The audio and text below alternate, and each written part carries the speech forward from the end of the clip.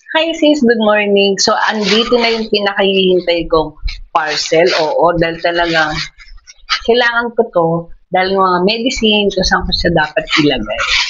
Kaya mga sis, buksan na natin.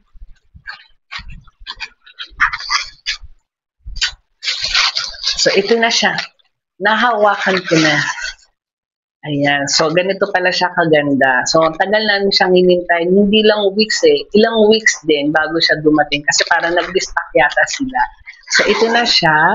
Wow. Mukha siyang makapal. And then, mga kasis, ayan. So, ito yung likod. Ito yung harap. So, first time. Ayan. Saan yung bukasan nito? Ayan, so buksan muna natin to para makita natin. Ayan. And then ito pala, may pa-zipper. Ayan.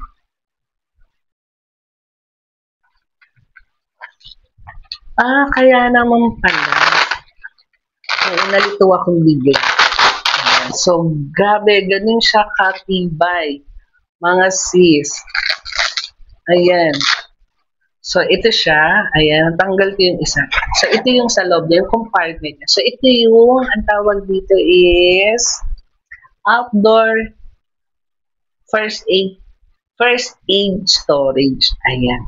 So, marami na akong gamot na mailalagay dito. So, pwede siya dito. Ayan. So, matibay siya mga sis. Oo. So, alam ko ito yung mga ginagamit, mga nagre-responde. Ito yun. And then, pwede siyang pocket dito. And then, meron siyang dito sa side. So, malaki siya. So, ito natanggal ko siya mga kasi. Sorry naman. Ayan.